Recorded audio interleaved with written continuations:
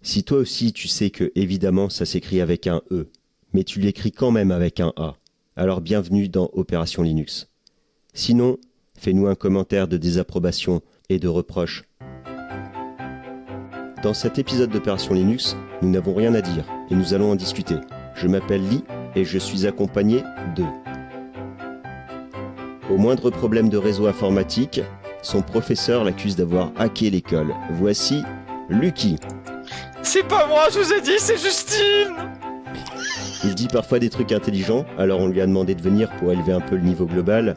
Voici Nazra. Hello tout le monde. Il doit expliquer en réunion parents-élèves pourquoi les parents ne trouvent pas Tux Mat en magasin. Voici Kaijito. Amis du jour, bonjour, et cette fois j'ai pas le micro coupé. Il utilise Windows, mais personne n'est parfait. Voici Chaos Guilou. Bonjour tout le monde. Casse-couille. Ah, il m'a tué. Il fait partie du consortium des utilisateurs de Debian instable. Voici Julien. Bonsoir. Nous avons organisé un enregistrement pendant ses vacances. Alors il est rentré plus tôt pour participer quand même. Voici Tunic Golf. Bonsoir, bonsoir. Bronzé, mais toujours au rendez-vous. Bronzé, mais toujours au rendez-vous. On n'arrivera pas à se débarrasser de toi. Ah non. Il fait le montage vidéo et diffuse Opération Linux sur sa chaîne, mais vous ne l'entendrez pas. Car pour le moment, il est activement recherché par Microsoft. C'est GNU Alex. En effet, on l'entend absolument pas. Ils font trop rire, j'en peux plus. Pour l'occasion du podcast sur l'éducation nationale, j'ai une petite anecdote à vous raconter. En discutant avec un informaticien, il m'a raconté comment il a appris à sa petite fille à utiliser le terminal. Il lui a dit « Regarde, je vais te montrer comment aller sur Internet. Tu appuies sur CTRL, Alt, T, et ça ouvre le terminal, qui lui te permet de discuter avec le système d'exploitation. Ensuite, tu appelles le navigateur en écrivant son nom, F-I-R-E-F-O-X, et tu valides la demande en appuyant sur la touche Entrée. Et ensuite, la petite fille était très fière de pouvoir regarder les recettes de cuisine sur Internet quand sa maman faisait à manger. Les années ont passé, elle est arrivée au collège, et un jour, elle demande si elle peut aller chez une copine en rentrant de l'école pour pouvoir faire ses devoirs. Et le soir, en rentrant de chez sa copine, elle arrive en criant « Papa, papa, il faut que je te montre quelque chose. Regarde, on peut aussi ouvrir Firefox en appuyant 2 fois dessus avec la souris. » Voilà. Je trouvais l'histoire assez mignonne et puis un petit peu dans le ton. Voilà. Donc pour le sujet de l'éducation nationale. Ben ouais, vous pouvez le dire. Vous avez tous coupé vos micros ou quoi? Non, je plaide pas du tout coupable. Je ne comprends absolument pas de quoi tu parles. Je vois le chat, mais oui, il y a tout le monde qui a coupé son micro. Ouais, vous abusez. Ah, désolé. On voulait t'entendre raconter ta belle histoire. Il y a aucun rire, il y a rien du tout et tout. Je vois que tout le monde a son micro coupé. Bah on écoutait de manière très religieuse ton histoire en fait. C'est très sérieux. Maman était suspendue à tes lèvres, hein, c'est ça. En vrai, l'histoire, elle est mignonne. Pas casser les lèvres. Mais oui. Ouais, l'histoire elle est mignonne. Ça dépend, parce que si elle a plus de 10 ans, c'est un peu bizarre quand même. Hein. Wow. Je sais que tu es belge, ça commence mal, mais calme-toi. Mais pas la Belgique dans le même sac que moi, d'accord? Désolé. J'ai pas tout suivi là, je vous avoue. Moi non plus. Ok.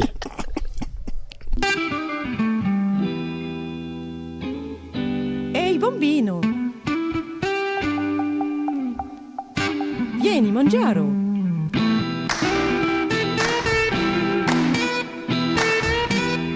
C'est vrai que l'éducation nationale, en tout cas en France, on utilise beaucoup Windows, tous les produits Microsoft, toutes ces choses-là. On n'utilise pas beaucoup d'open source, alors que pourtant, on entend qu'il y a tout un programme pour essayer d'utiliser des logiciels open source. Donc, on s'est dit, est-ce que vraiment on pourrait utiliser de l'open source et voir pourquoi pas le système d'exploitation Linux dans les écoles? Et pourquoi on ne le fait pas? Est-ce que ça serait possible? J'ai envie de te donner la parole, Kaijito. Bah bien sûr, bah moi du coup voilà, c'est Kagito, je suis professeur depuis 5 ans maintenant, ça c'est ma 5e année, du coup dans le premier degré, notamment en école élémentaire. Du coup quand j'utilise Linux, bah soit personnellement pour parce que Linux étant mon OS principal, donc pour préparer mes cours, mais aussi dans ma classe où j'ai un ordinateur sur Primtux, et je pense qu'on en reviendra peut-être après, enfin un petit peu après sur Primtux. Ouais. Mais voilà, globalement, les élèves, eux, sont confrontés plutôt à Primtux, et moi, en tant qu'OS principal. Le primaire, ah oui, déjà, de quel âge à quel âge? Parce qu'on a des gens qui sont... Il y a des francophones qui risquent d'écouter le podcast, et du coup, les âges, c'est pas tout à fait pareil. Tu pourrais nous dire, c'est de quel âge à quel âge? Bien sûr, bah du coup, le premier degré, ça regroupe les enfants qui ont 3 ans pour l'entrée en petite section, jusqu'à 11 ans, c'est-à-dire la classe de CM2, juste avant l'entrée au collège qui rentre dans le second degré. Donc voilà. Et après, moi, l'école élémentaire, ça comprend 5 ans, donc c'est-à-dire du CP au CM2, donc des enfants qui ont à peu près 6 ans jusqu'à 11 ans. Je croyais que la 6e, ça commençait à 11 ans. Ça dépend peut-être de quel moment de l'année tu es né. Oui, c'est ça, quel moment t'es né, c'était de fin d'année, et ainsi de suite, c'est entre 11 et 12 ans, quoi, à peu près. Ça dépend aussi du D'accord. mois de rentrée, parce que ça peut paraître bizarre dit comme ça si on parle de la France, mais on n'a pas parlé de la France métropolitaine, et je sais par exemple qu'en Nouvelle-Calédonie, les rentrées se font en janvier, et non en septembre. Ah ouais. En Nouvelle-Calédonie, ça. Mais sinon, le système éducatif est le même, c'est les mêmes noms, juste l'année se fait de janvier à je ne sais plus quand, je crois que ça doit être de janvier à août ou septembre. Attends, ça veut dire qu'ils ont cours pendant juillet et août alors? Oui, mais en fait, ils sont dans l'hémisphère sud. Donc eux, ils ont cours pendant la période d'hiver, ce qui est notre cas aussi, même s'ils ont des vacances pendant cette période, mais pas de 1 mois. Et du coup, eux, vers novembre-décembre, c'est leurs vacances d'été. Ah ouais. Et toi qui es situé en Belgique, Chaos, tu peux nous dire comment c'est en fait les classes? C'est pas non plus les mêmes âges, hein. Non, en fait, nous, c'est juste surtout les noms en fait qui changent, parce que nous, c'est les maternelles, c'est 3 à 6 ans. Ensuite, tu as primaire, c'est de 6 ans jusqu'à 12 ans. Moi, j'avais 11 ans quand j'ai fini ma 6e, donc ouais, c'est selon quand tu es né. Et ensuite, tu as secondaire jusqu'à 18 ans, normalement, si tu ne doubles pas, tu vois. Et ensuite, bah, t'as les études supérieures, mais j'y suis pas encore, donc voilà. Bah merci bien. Sinon, t'as des petites anecdotes à nous raconter, Kaijito, je crois? Bien sûr. Bah déjà, toujours, c'est quelque chose d'assez rigolo, le rapport qu'ils ont à l'ordinateur. Beaucoup d'enfants voient ça un peu comme un objet assez luxueux, et sont plutôt surpris d'en trouver un dans une classe. Parce que c'est vrai que, bon, on vit aussi à une époque où, bah, je pense que vous comme moi, quand on était petit, on avait un peu l'ordinateur de famille ou notre propre ordinateur à nous. Et c'est vrai que maintenant, ça a été un peu remplacé par les smartphones et les tablettes. Ce qui fait que maintenant, c'est devenu un objet un peu différent pour la jeune génération. Donc c'est vrai que c'est toujours surprenant pour eux d'en voir un. Donc ils sont toujours très intrigués. Mais voilà, une bonne curiosité, quoi. Ils sont vraiment intéressés. Et non, après en anecdote, bon, il y en a plein qui vont venir sûrement au cours du podcast, mais une qui m'a qui m'a fait pas mal rigoler, c'est 2 enfants qui jouent du coup sur l'ordinateur, donc à des jeux éducatifs grâce à Primtux, hein, qui est du coup un OS en fait où c'est fait pour les enfants d'école primaire, d'où Prime. Qui a été fait par des professeurs d'ailleurs. C'est ça, qui est recommandé par l'éducation nationale, hein, avec le pare-feu de l'Académie de Toulouse et tout. Non, franchement, c'est quelque chose de super. Mais c'est vrai que non, et voilà, et donc ils jouaient tous les deux à Tuxmat, et en fait, ils étaient presque en train de de se disputer, parce qu'en fait, à la fin, il y a un petit classement dans le monde et des classes du monde, et en fait, le but c'était de monter le plus haut en résolvant des calculs mentaux. Et c'était assez drôle parce qu'ils étaient vraiment en fait à fond dedans. Alors que c'est des enfants où quand ils sont face à une feuille avec un crayon, bah ils sont pas aussi impliqués finalement, alors que pourtant c'est la même tâche, résoudre des calculs.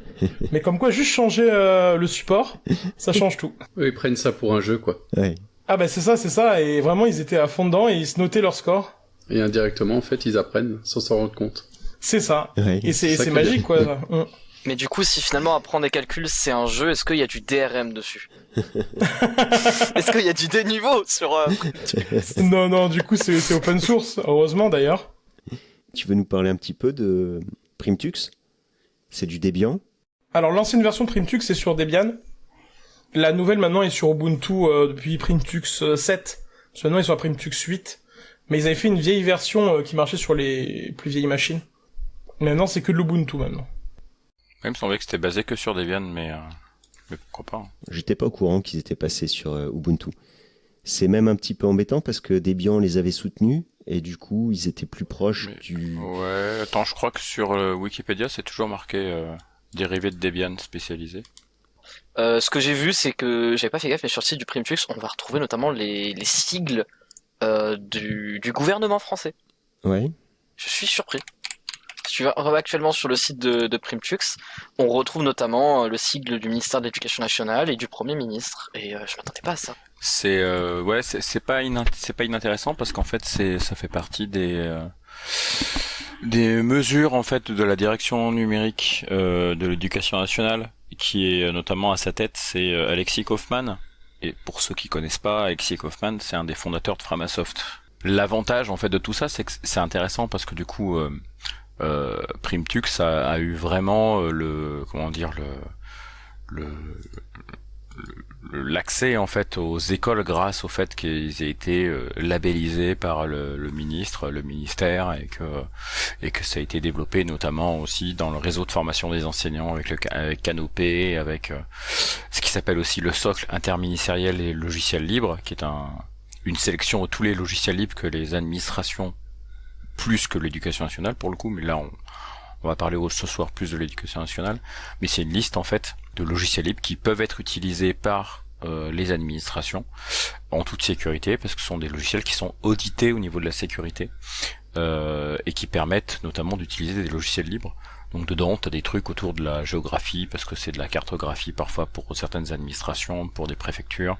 Il y a des logiciels assez complexes et assez enfin côté serveur notamment, mais qui peuvent être aussi très bien utilisés aussi dans des contextes scolaires. Il y a des logiciels comme LibreOffice, Firefox, GIMP et d'autres quoi. D'accord. Donc c'est assez intéressant le socle interministériel des logiciels libres à aller voir. Hein. Vous regardez, vous tapez directement ce que je vous ai dit là.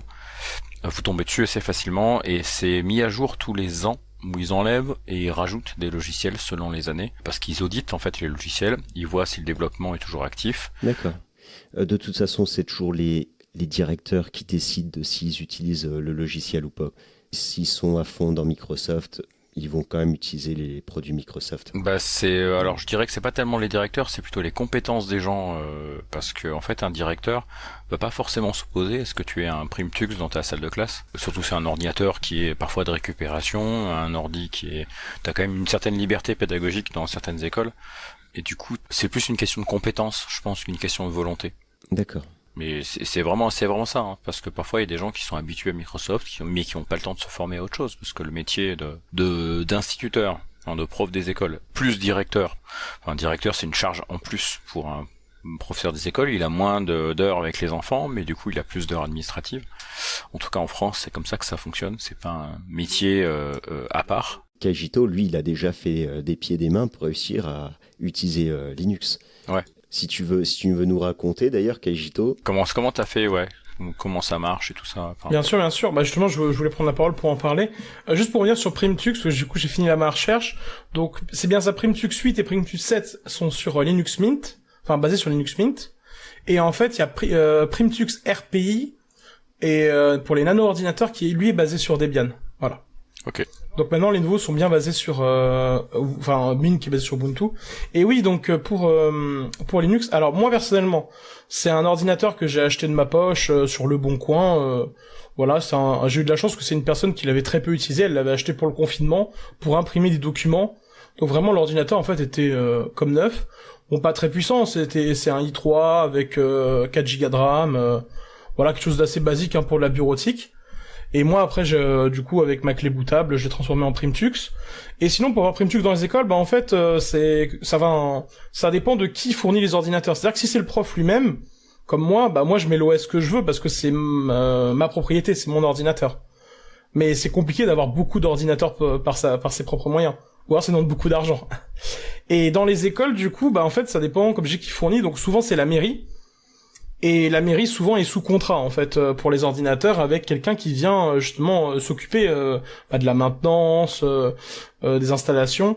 Donc là en effet souvent c'est Microsoft et malheureusement c'est un système complètement bloqué, c'est-à-dire qu'on peut rien changer dessus. Même pour installer un logiciel en fait il faut un code administrateur et c'est une personne de la mairie qui doit venir Par exemple, un exemple tout simple, à un moment, moi, je voulais Audacity pour que les enfants puissent s'enregistrer en lisant leurs textes qu'ils avaient écrits pour un projet, pour faire une sorte de livre, en fait, interactif avec des QR codes, où on flash le QR code et on entend l'enfant qui lit l'histoire. Voilà. Et bah, du coup, ça, il y avait pas Audacity sur ordinateur, donc du coup, j'ai dû faire une demande à la mairie. Le technicien est passé, il a installé Audacity, ça nous a pris peut-être 2 semaines. Et ça, c'est vrai que pour les professeurs, c'est pas très pratique, quoi. Même si c'est Microsoft, parce qu'on connaît quand même Microsoft, parce que globalement, c'est un OS quand même assez répandu, même si je suis pas un grand fan. Mais Oui, pardon, vas-y, dis-moi alors. tu pouvais pas juste les installer toi-même ou t'avais pas le droit d'y toucher? Bah, en fait, si l'ordi, c'est pas ma propriété, en fait, celui il est prêté par la mairie, quoi, théoriquement.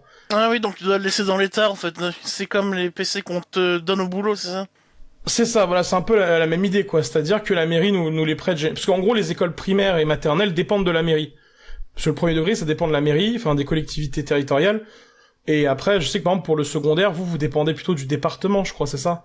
Ouais, le collège, c'est le département et le lycée région, ouais, c'est ça. C'est ça. C'est ça, en fait, plus tu montes et plus ça augmente, quoi. Et les universités, c'est indépendant. De plus en plus de responsabilités. Ouais, tout à fait, ouais. C'est ça, voilà. Et donc, voilà. Par contre, dans les collèges, on a ce qu'on appelait avant les NTIC. En fait, on avait des profs qui étaient spécialisés pour tout ce qui était classe pupitre. Et par contre, c'est suivant le bon vouloir, comme vous disiez tout à l'heure, de l'établissement. Et ça n'existe pas forcément dans tous les établissements. En collège, en tout cas. Je peux poser une question, c'est quoi une classe pupitre? J'ai jamais Alors, entendu ce mot, désolé. Ouais, non, c'est pas grave. Les classes pupitres en France, ce sont des classes qui sont des classes informatiques, en gros. C'était avant... D'accord, oui, nous, c'est juste une classe PC, une classe info, d'accord, chez nous, on a dit juste ça, en fait, comme ça. Rassure-toi, je savais pas non plus. Hein. Moi non plus. Les classes pupitres, en fait, c'était avant l'intégration des tablettes. Des tablettes numériques. Tout en premier, en fait, quand on a commencé à aller sur tout ce qui est le web, etc., qu'on s'est intéressé à tout ça, on a développé avec le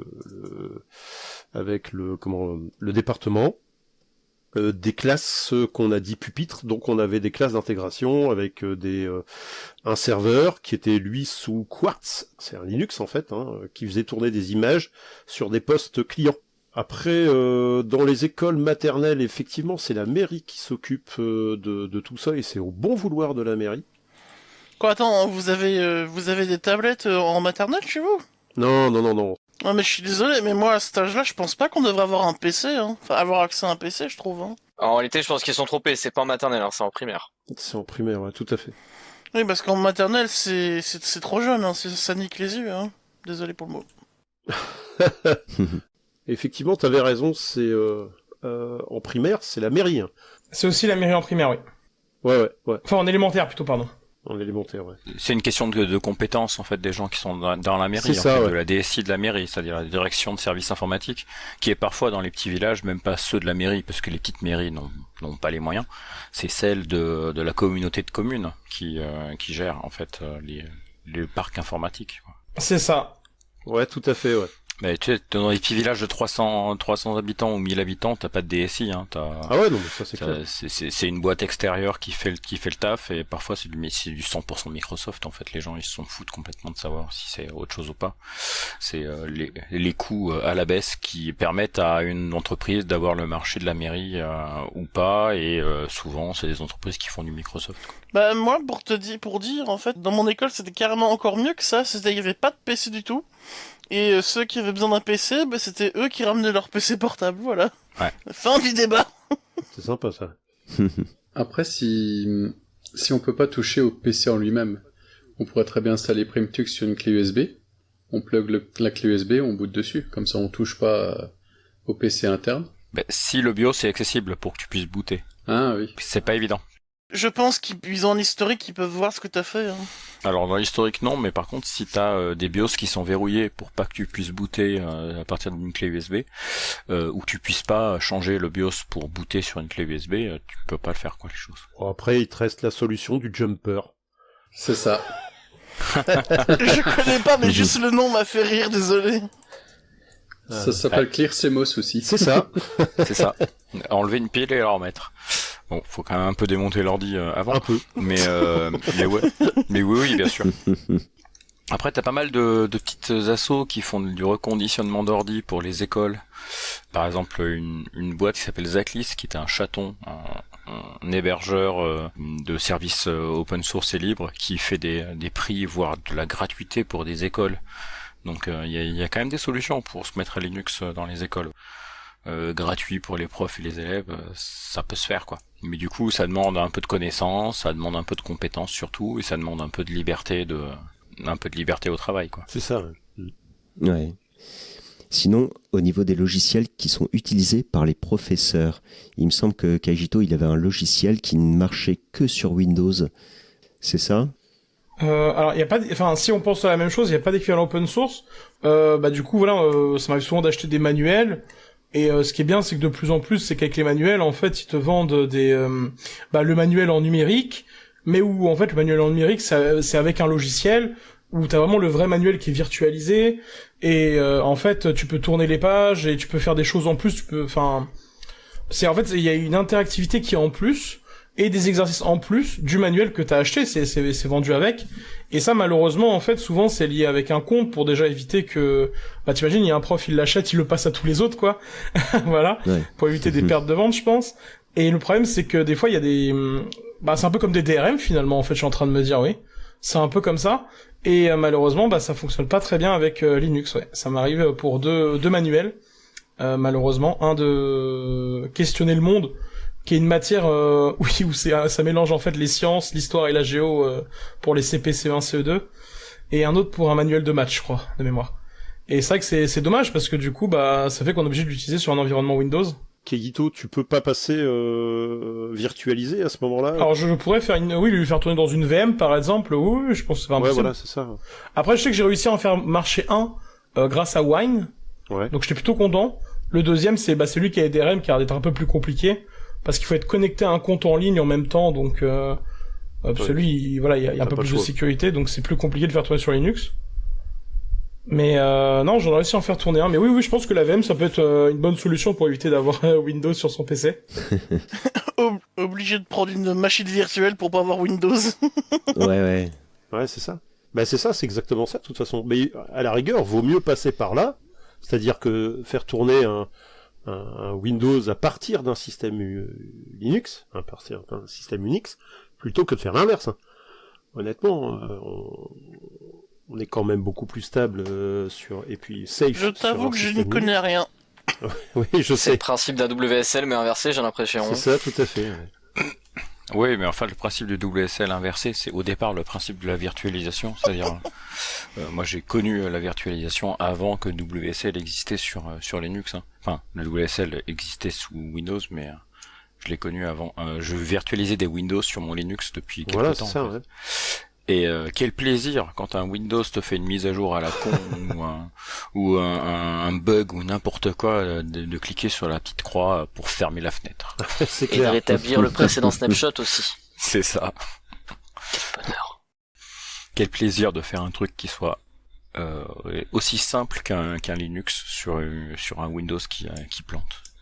Après, pour la défense de Windows, plutôt pour l'accusation de Linux, c'est vrai que Linux, c'est un peu le It Just Works de Bethesda. C'est-à-dire que la plupart du temps, ça va. Mais des fois, quand tu vas un peu en profondeur, tu trouves des trucs qui font pas plaisir. Après, de l'autre côté, tu vois ça aussi chez macOS et Windows. Malheureusement, aucun OS n'est parfait. Chacun a son lot de problèmes. Ouais, alors Windows, si tu fouilles un peu, tu vois vraiment des trucs pourris et vraiment des trucs crades. Quoi. Ouais, bon, par contre, Windows, ils ont plus rien caché. Hein. Là, ça fait depuis Windows 10 que c'est vraiment de la merde. Même Windows 7 où ils laissent bien le bordel en surface. Ouais, et puis avec l'avènement des IA, on va en prendre plein la tête aussi. Hein. Ouais. La touche copilote, on va se marrer, tiens. Ouais, c'est clair. J'ai un ordi assez récent, là, il a une touche copilote, c'est une horreur ce machin. Ça marche comment ça ? C'est un truc qui essaie de deviner ce que tu pourrais faire. En fait, c'est un tracker géant. Aïe. C'est sympa. Voilà, c'est un tracker géant, Windows Recall comme ils appellent. Et en gros, ça traque toute ton activité, tous tes fichiers, tout ce que tu fais sur ton ordinateur, ton clic de souris où il va et tout ça. Ça envoie tout chez Microsoft, qui nourrit tout ça avec ses petits profils publicitaires, qui va revendre à toutes les boîtes qui. Ouais, en fait, c'est un Big Brother camouflé, quoi. C'est Et toutes les exactement pubs qu'il y a ça. dans le menu démarrer, et les pubs qu'ils vont avoir bientôt dans l'explorateur de Windows, plus les widgets CAC 40 que t'en as rien à foutre qui se foutent au mauvais endroit, les 12 milliards de notifications que t'as pendant que tu bosses. Bref, un plaisir ce Windows. Tu te dis, et c'était Windows Pro en plus, tu te dis Windows au boulot, c'est un enfer pour les gens qui bossent, quoi. Et c'est impressionnant, quoi. Parce que il y a plein de gens qui se plaignent de ça, Bien quoi. sûr. Les modules Xbox que tu peux pas virer. Parce qu'on a à foutre au boulot d'avoir un module Xbox pour avoir du Xbox Live. Voilà. Ça c'est pour la pause. Si je puis me permettre de recentrer un peu le débat, hein. Ouais, bah oui. J'avais une petite question à Kegito concernant Primtux.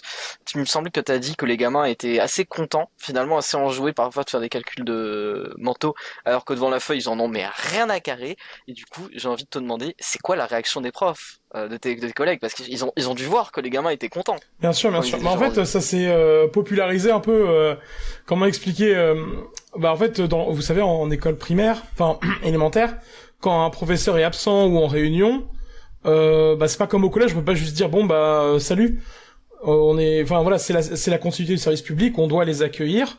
Donc on les accueille, mais vu qu'il y a pas de prof, en fait, on doit les répartir dans des classes. Donc plus on est une grande école, mieux c'est parce qu'on répartit au mieux les enfants.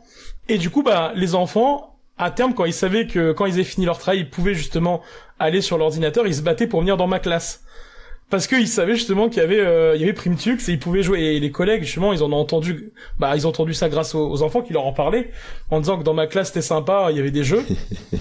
Et au début, ils pensaient que c'était un ordi, bah justement avec des jeux, enfin un truc, enfin pas vraiment éducatif, quoi, en mode, ouais, il fait juste des jeux comme une console de jeux vidéo, quoi. Ouais, il y a le dernier GTA dessus, quoi. Ouais, c'est ça, tu vois, pour eux, quand ils entendent les enfants en parler, Ça apprend aux enfants à ils respecter leurs pensaient que c'était aînés. juste, bah comme une console de jeu dans ma classe. Et je leur dis, bah non, pas du tout. Venez voir un midi. Et du coup, un midi, ils sont venus dans ma classe, je leur ai montré. Et en fait, ils étaient vachement enjoués. Et comment dire, enfin, très curieux. Et ça les a ça les a vraiment intéressés. Ils ont vu la différence entre une PS Vita et la PS5. Non, quand même pas. Mais parce que, du coup, pour ceux qui connaissent pas, c'est plutôt éducatif. Enfin, après, il y a des La jeux un Game peu & moins Watch. éducatifs qu'on peut avoir dessus. Parce que ça reste une distribution Linux. Mais moi, c'est jamais connecté à Internet. Pour vous dire, mon Primtux, il a 3 ans et je crois que j'ai toujours pas fait les mises à jour. Faudrait que je le fasse passer à Primtux 8. Mais et non, voilà, donc surtout des jeux éducatifs, en fait, de logique et ainsi de suite. Et eux ont trouvé ça intéressant, mais le souci, c'est encore une fois, c'est qu'ils ont pas d'ordi dans leur classe, quoi.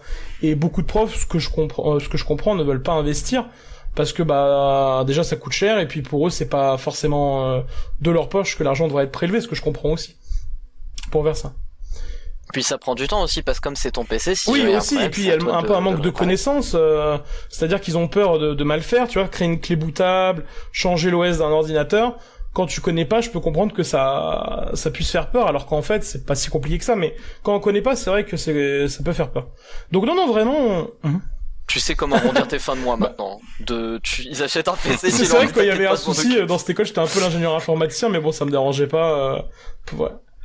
Ingénieur informaticien populaire C'est ça. parmi les gamins. Finalement, l'homme a tout fait. C'est hein, ça. sur Non, le établissement. mais voilà. Et donc du coup, non, ils étaient vraiment intéressés quand même. Malheureusement, ils l'ont pas mis en place parce que bah déjà on n'avait pas de salle informatique, parce que bah déjà il nous faut une salle. Nous, l'autre souci, c'est juste qu'on n'avait pas de salle, en fait. Donc, il fallait en faire une nomade si on voulait en faire une. Et pour ça, il faut des PC portables. On avait des tablettes, par contre, nous. On a une grosse valise à tablettes qu'on appelle un peu la classe nomade. Ça, c'est pas mal. Mais bon, du coup, c'est des tablettes, quoi. C'est pas des PC. Et il nous manquait, du coup, des PC pour mettre ça aussi en place. Et l'autre souci où je voulais rebondir, c'est que pour moi aussi, si Primtux, enfin Linux aussi en tout cas dans l'enseignement élémentaire, ne fonctionne peut-être pas autant qu'on voudrait, c'est aussi l'accès à Internet. L'accès à Internet, en tout cas dans les quelques écoles que j'ai pu faire, hein, je compare à peu près à 4-5 écoles, là c'est 4-5 dernières années, c'est très compliqué d'avoir Internet, déjà juste pour le prof. Déjà par exemple, moi je sais que avec Linux c'est impossible d'avoir Internet. Moi, je sais que j'ai connu, alors il y a très longtemps, quand j'intervenais dans des écoles primaires, et des profs en fait qui utilisaient pas Primtux, mais qui étaient sous Windows, hein, mais par contre ils utilisaient des logiciels libres pour les enfants, et notamment la suite J'ai compris, qui est totalement intégrée à Primtux. Je l'ai, elle est géniale. Et en fait, ça, c'était vraiment tout le temps installé sur tous les ordinateurs que je voyais dans les classes, quoi. Et ça c'est pas inintéressant aussi de relever ça. C'est-à-dire que parfois avoir un Linux sur un ordinateur, ça demande plus de compétences que d'avoir un Windows. Et par contre, si tu utilises que des LibreOffice, des Firefox ou des J'ai compris, bah en fait c'est déjà pas mal quoi. T'as déjà une partie des choses qui sont déjà faites quoi. Je suis complètement d'accord avec toi. J'ai entendu aussi que l'équipe de Primtux, ils veulent améliorer encore des nouveaux exercices et notamment ils veulent se pencher sur l'histoire. Parce qu'apparemment, ils estiment qu'ils ont quelques manques dans certains domaines. Bah c'est vrai qu'il y en a pas beaucoup en histoire. Bah j'aime ça, excuse-moi, je t'ai un peu coupé. Ouais. Mais oui, ouais, oui. Non, je voulais dire, je sais que t'aimes bien l'histoire, donc vas-y. Bah non, moi j'adore l'histoire, en effet, j'ai fait des études d'histoire avant de devenir professeur. Donc c'est un sujet qui me passionne aussi. Et c'est vrai que c'était justement une critique, en fait, je trouvais que la géographie, et surtout l'histoire, était un peu sourd. Après, sur l'ancien Primtus, encore une fois, moi, comme je dis, vu qu'il est pas connecté à Internet, en fait, l'ordinateur, je l'ai juste dans ma classe. Et en fait, voilà, il fait sa vie, et malheureusement, ça fait 2 ans qu'il a pas une mise à jour. Mais là, je vais m'en occuper pendant les vacances, parce que de toute façon, j'ai dû le reprendre vu que je change de classe. Et non, oui, en effet, c'était un des manques sur certaines matières. Puis des fois aussi, l'autre souci, enfin, moi j'ai trouvé, c'est en lecture, il y a des petits jeux très sympathiques pour la lecture, pour encoder des mots, où t'entends le son et tu dois écrire le son, par exemple. Bah ça, il y a encore des petits... Enfin, sur l'ancien Primtus, encore une fois, je parle vraiment de l'ancien, parce que peut-être le nouveau, ça a été réglé, mais ces petits jeux-là, malheureusement, on sent que ça a été fait par des anglophones, parce que les prononciations collent pas très bien à la langue française, quoi, des fois. Et pour des enfants qui apprennent à lire, ça peut être un tout petit frein. Bon, en général, ils le font avec moi, parce que j'aime bien faire ça en groupe de besoin, pour aider les enfants, parce que voilà, ça, déjà, c'est ludique avec l'ordinateur, et entendre le son, ça aide les petits lecteurs, justement. Pauvre PC, ça fait 2 ans qu'il n'a pas de mise à jour, il doit être en train de souffrir. Ouais, ça reste stable, ça, si ça marche toujours. Hein. Puis s'il a pas accès à Internet. Oui, bah il est pas connecté à Internet.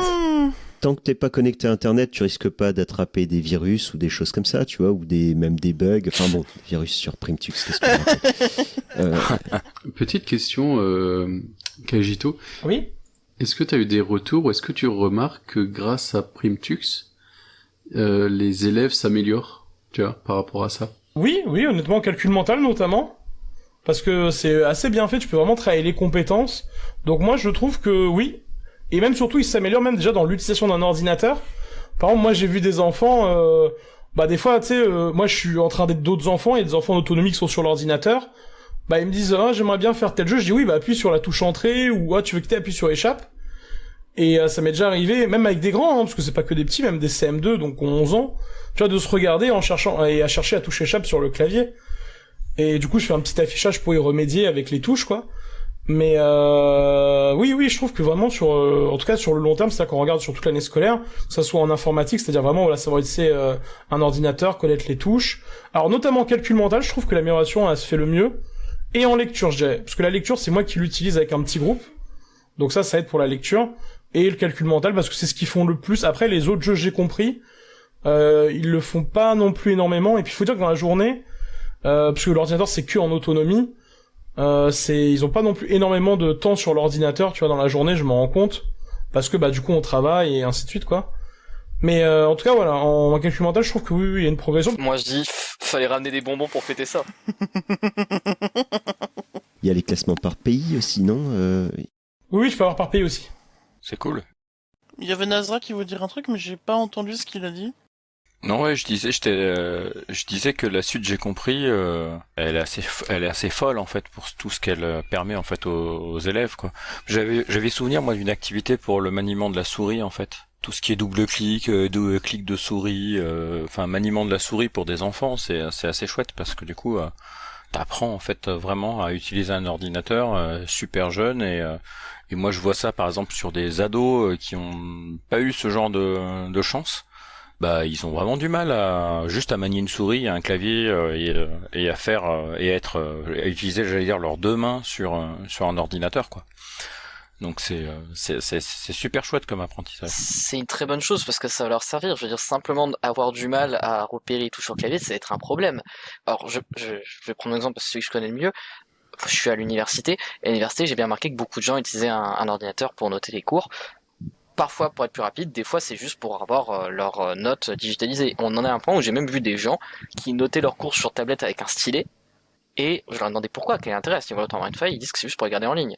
Et je peux comprendre l'intérêt du stylet pour les schémas, hein. Je suis en biologie, donc des schémas on en bouffe tout le temps. Quand faut annoter sur le schéma aussi, je comprends, mais quand on fait des pas des textes, je vois pas l'intérêt. Et ce qui me fait peur, c'est que j'ai été tagué l'informaticien de la classe en début d'année, juste parce qu'il y avait Linux sur mon PC, alors que je découvrais Linux, hein. J'avais Linux depuis peut-être 3 semaines, allez, 1 mois grand max.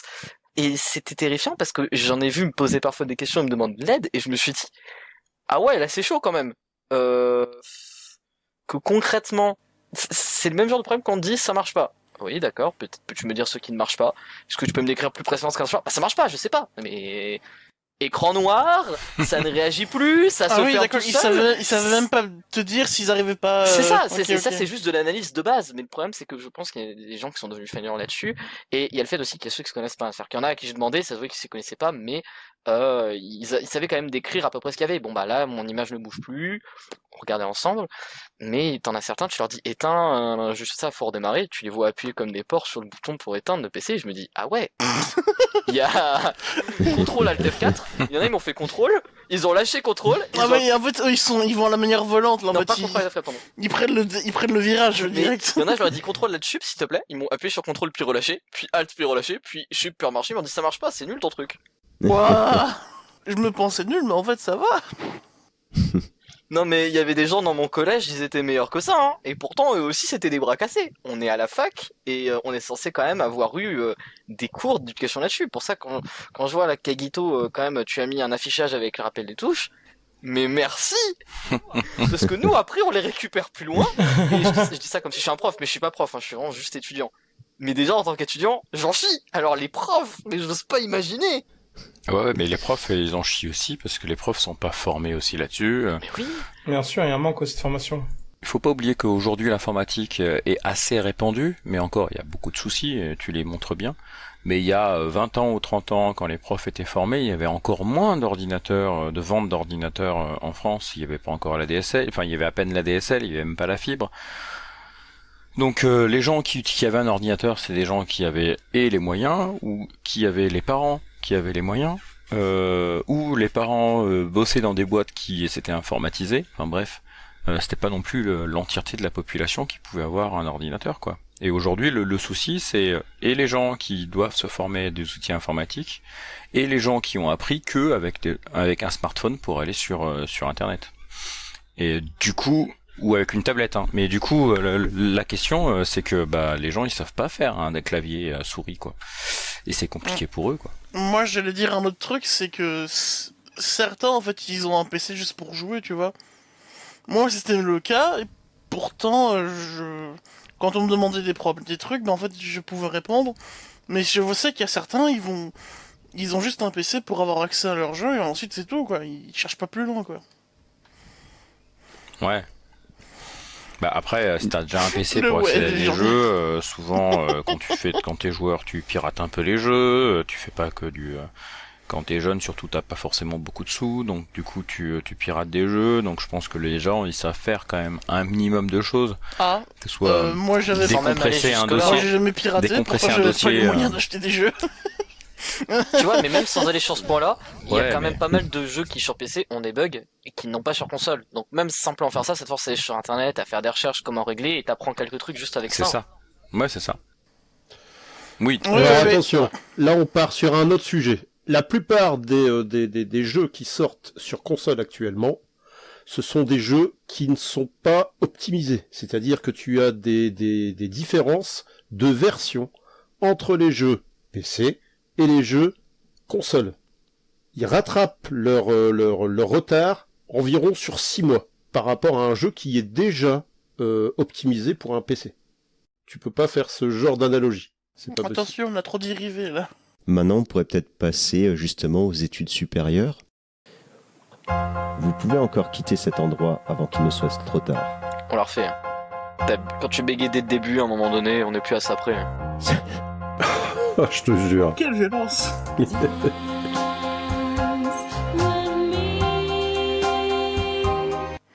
Deuxième partie, l'université. On a personne pour parler collège-lycée là un peu plus parce qu'on a beaucoup parlé primaire en vrai. Est-ce que tu peux nous raconter des choses là-dessus? Parce que toi, tu as commencé Linux, tu étais déjà à l'université. Oui, c'est vrai. Donc, Je vais peut-être tenter de raconter si je peux dire des trucs sur le lycée ouais. parce que c'est encore récent pour moi, mais collège, Ce souvenir que j'en ai, c'est le fait que nous, on avait Word sur certains PC, la plupart du temps, c'était LibreOffice. Et je suis très content parce que quand j'ai eu mon PC pour les cours, voilà, les joies de la dysgraphie, hein, concrètement j'écris, mais bon, un gamin d'un pays du tiers-monde plus jeune que moi écrit plus vite, et sûrement mieux. Mais blague à part, ça m'a beaucoup aidé parce qu'en fait je trouve que Word prend trop par la main, j'ai des préférences pour LibreOffice. Je trouve aussi que c'était une très bonne chose de mettre en avant des logiciels libres, puisque c'est quand même ce que l'éducation nationale souhaite, et pourtant on a encore beaucoup C'est faux. à avoir se retrouver avec des profs qui me disent vous faites ça sous Word, C'est et faux. pas LibreOffice, vous faites que Word. C'est complètement faux. Alors, actuellement, en lycée, enfin en collège, pardon.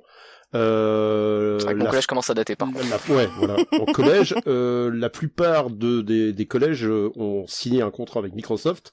Donc tout ce qui se fait sur PC actuellement dans les collèges, c'est Office, Outlook et puis malheureusement Windows en général. Point.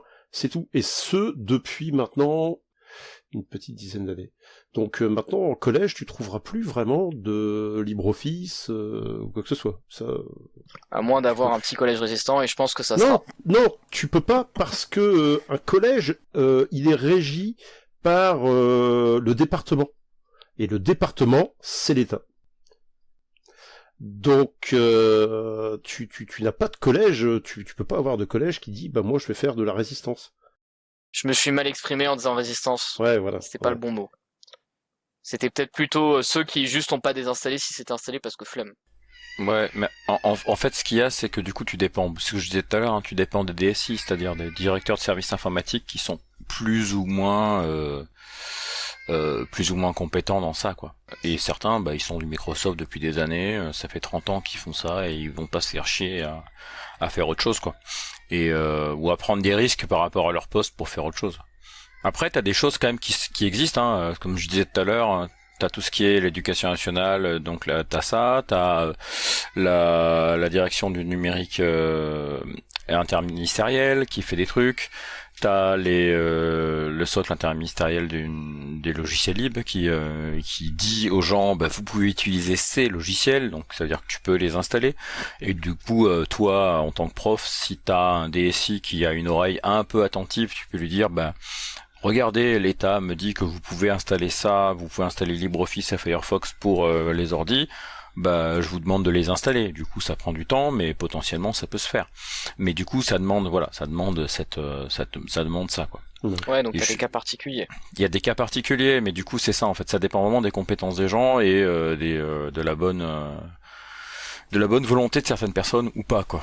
Il y a également une chose que j'ai beaucoup aimé qui a été mise en place il y a quelques années dans les lycées. Je sais pas si ça en fait pareil pour les collèges. Je n'ai plus du tout le nom, comment ça s'appelle. Mais il me semble que c'est une sorte de mini-examen qui en réalité a pas trop de valeur, je crois, qu'on passait un peu avant le bac et qui se faisait justement sur ordinateur via un site et qui avait pour objectif de donner une bonne hygiène informatique aux élèves. Je trouve que ça c'était quand même une très très bonne idée parce qu'en soi on donne des cours de sensibilisation, mais je suis sûr qu'il y en a beaucoup qui n'écoutaient pas. Et le simple fait d'avoir cet examen à la fin, sachant qu'en plus de ça il était préparé avec des exercices sur le même site, je pense que ça en a poussé certains à avoir un minimum d'hygiène et c'est une très bonne chose. C'est le B2I dont tu parles, le brevet informatique B2I, et Internet, et qui était aussi le C2I à l'université, et qui a été remplacé par la plateforme Pix. C'est ça, exactement. Ouais. Ah, ça doit être Pix, ouais, ça me dit un truc. Et du coup, Pix, en fait, c'est ça qui a remplacé tout. Et en fait, c'est pas inintéressant, même aussi à faire avec des adultes. Hein. Pix c'est quand même beaucoup plus général. C'est pas seulement sur l'hygiène numérique. C'est beaucoup Et c'est plus encore sur les non, oui, bien sûr. c'est obligatoire ou oui. c'est pas obligatoire C'est de vrai. l'avoir? C'est pas obligatoire. Non. Bah, ça dépend, je crois, des formations, des choses comme ça, mais je crois qu'à la fac, t'es obligé d'avoir du Pix, et du coup, t'es obligé d'avoir, de certifier un certain niveau quand même, pour passer ta première année, ou un truc comme ça compte sur le diplôme, sur la moyenne du diplôme, un truc comme ça. Mais oui, c'est vrai, t'as raison, Tunic, il y a beaucoup plus que ça. Ouais, c'est juste le seul truc qui m'est revenu en tête. Ouais. Mais par contre, le seul truc que j'aimais pas trop, c'était le fait que plus tu t'entraînes, plus t'avais de questions et plus elles étaient difficiles à la fin, et moins tu t'entraînais, moins t'avais de questions. Alors certes, tu avais moins de points si tu faisais moins de questions, mais de l'autre côté, il y avait moyen d'être un vrai tir au flanc. Alors, non, je sais crois pas, peut-être que ça a été retravaillé depuis, et j'ai pas retouché depuis 4 ans.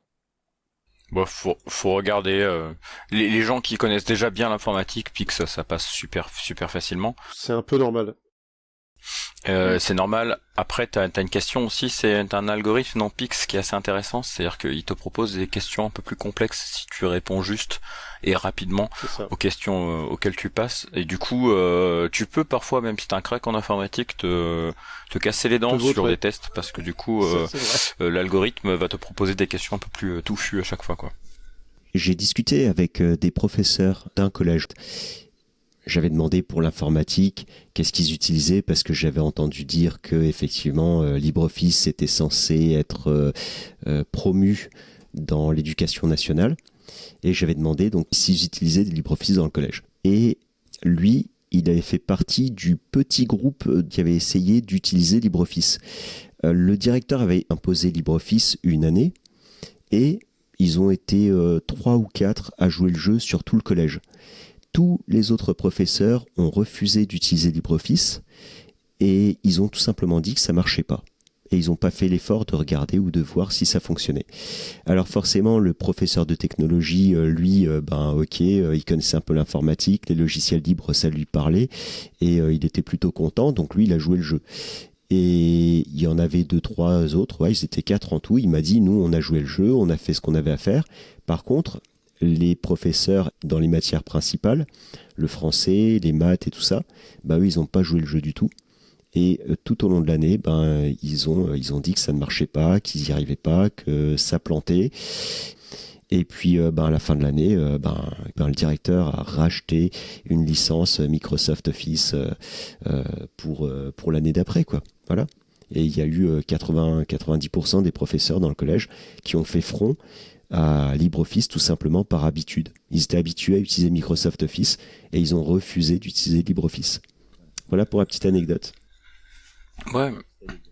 Mais ouais, c'est exactement ce que je disais, c'est une question de compétences et de temps, de formation et d'habitude, quoi. Et c'est ça. Je pense que c'est surtout les habitudes, parce que finalement LibreOffice, c'est pas tant différent que ça. Alors j'ai quand même appris qu'il y avait des choses que tu ne pouvais pas faire quand vraiment tu pousses vraiment loin les choses, les compétences. On m'a expliqué que tu ne peux pas faire certaines choses avec LibreOffice alors que tu peux les faire avec Microsoft Office. Ouais, t'as certaines choses. C'est surtout une question en fait d'interface. Par défaut, LibreOffice, l'interface de LibreOffice est un peu ancienne par rapport à ce que va proposer Microsoft Office, mais tu peux le changer. Mais ça, beaucoup de gens le savent pas. Et il y a aussi le nom aussi des fonctionnalités qui est différent. Et du coup, ça demande quand même un petit temps d'adaptation pour certaines personnes. Mais effectivement, ça a déjà des bonnes pratiques. C'est-à-dire que tu mets des styles dans tes titres, dans tes paragraphes, et que tu arrives à travailler correctement ton placement des images dans tes documents. LibreOffice, c'est tout à fait tout aussi intéressant que Office pour créer tes documents, quoi. Après, t'as autre chose que LibreOffice qui existe sous Linux comme suite bureautique. T'as OnlyOffice qui est open source, qui permet de faire des trucs sympas. T'as après d'autres suites bureautiques, t'en as au moins 3 ou 4 encore qui sont intéressantes. T'en as une qui est chinoise, je sais plus comment elle s'appelle. Ouais, mais elle est mal traduite. Elle est mal traduite, mais du coup voilà, WPS Office. T'as un autre aussi, c'est SoftMaker Office, un truc comme ça. Bref, t'as plusieurs petites suites comme ça qui permettent de faire du texte. Et après, t'as aussi la possibilité aussi de travailler avec d'autres outils, puisque parfois les suites bureautiques, c'est souvent des grosses usines à gaz, y compris LibreOffice, pour faire parfois juste des prises de notes ou juste des petits documents. Effectivement, LibreOffice, quand tu veux lui faire un document de 300 pages, tu utilises LibreOffice parce que c'est stable. Tu utiliseras jamais Word pour ça, parce que Word ça plante tout le temps, c'est une horreur pour ça. Et puis derrière, pour la structuration de ton document, Word il fout de la merde vraiment pour faire un document aussi long. C'est pour ça que les gens ne passent pas par Word pour faire ce genre de document-là, ils passent directement sur des logiciels de mise en page plus velus. Mais sous Linux, t'as quand même pas mal de choix sur les suites bureautiques. C'est ça qui est intéressant à mettre en avant. Oui. Et que si t'as pas envie d'utiliser LibreOffice, tu peux utiliser OnlyOffice par exemple, ça marche bien. Et les gens qui ont du mal parfois avec certains fichiers de Microsoft Office sur LibreOffice parce que il y a certaines choses qui marchent pas, ils peuvent utiliser OnlyOffice et ils se retrouveront avec des polices Microsoft directement intégrées, des choses comme ça, quoi. Donc voilà. Mais après, comme je dis, 90% des soucis que t'as sous Linux, d'incompatibilité des fichiers bureautiques sous Linux par rapport à Windows, c'est un souci de police. les polices de caractère sont pas les mêmes sous Windows que sous Linux. Du coup, le Linux les remplace par ce qu'il connaît, par ce qu'il a. Et du coup, ça fait des décalages de texte, ça fait des décalages d'images, et c'est vite compliqué à s'y retrouver. Donc il y a toujours des solutions pour ça. T'installes les polices de Windows dans ton Linux, et après, t'en as plus rien à foutre. Et puis t'as aussi le souci aussi des placements d'images sous Microsoft Office, qui est assez pourri. Même d'y dire des gens qui utilisent Microsoft Office tous les jours. Je confirme, c'est de la merde. Et alors que sous LibreOffice, tu peux choisir vraiment assez précisément comment ton image est ancrée, si l'image elle est ancrée à un paragraphe, à un caractère. Je confirme aussi parce que j'ai aussi utilisé. Et c'est quelque chose qui est beaucoup plus facile à faire, mais c'est juste qu'il faut connaître, et du coup ça fait de la formation derrière, quoi. Et c'est un temps d'adaptation. Mais effectivement, c'est des gros soucis que t'as de compatibilité aujourd'hui entre les deux. C'est ça. Et après t'as PowerPoint qui résiste beaucoup, parce qu'il y a beaucoup de gens qui utilisent beaucoup de modèles de documents qui sous PowerPoint sont assez bien faits, et puis il y en a beaucoup, et du coup il y a plein de gens qui préfèrent utiliser PowerPoint juste parce qu'ils ont des super modèles très, très jolis, un peu comme Canva. Après, beaucoup de gens maintenant qui commencent à utiliser Canva à la place de PowerPoint. Je connais aucun des deux. Canva, c'est un service en ligne qui te permet de faire plein de documents. Je vois très bien ce que c'est PowerPoint, mais j'ai jamais utilisé ni Canva, donc... Voilà, PowerPoint c'est utilisé en entreprise surtout, hein. C'est des gens qui font pas de présentation, ils font des PowerPoint. mais du coup c'est ça le truc, c'est intéressant LibreOffice pour dire aux gens le faire, mais du coup ça amène quand même quelques complexités sur certaines choses. Niveau collège, je pense que ça peut aller quand même. Après, c'est les effectivement, profs qu'il faut convaincre, c'est pas les élèves, hein. Oui. Ça, c'est Oui. au collège. Ouais. Après, j'ai pensé à un petit truc, comme tu as parlé des polices de caractère, c'est surtout pour Lucky, qui est comment tu dis Dysgraphique. Voilà, dysgraphique. Ouais. Il y a des polices d'écriture qui sont plus pratiques. Alors, c'est surtout pour les dyslexiques, ça. Si je dis pas de bêtises. Ah ouais? Ouais, c'est ça. Oui, parce que c'est à la lecture. La dysgraphie, comme son l'indique, c'est graphie, donc c'est à l'écriture. Le problème. D'accord, ok. J'ai aucun souci de lecture. T'aimes bien frimer comme ça, sortir un peu ta science et, hein? Non, j'aime juste aider les gens, et je sais que donner des infos ça aide. Pour ça que j'aime apprendre et que j'aime pouvoir enseigner aux gens. Et non, Kegito, ça fera pas de moi un prof. D'accord, allez, suivant maintenant. Je note. Attention, il va y avoir des répercussions. Après, en vrai, il a raison, on est déjà 1 heure de tournage, on a très peu abordé le sujet des études supérieures. Suivant.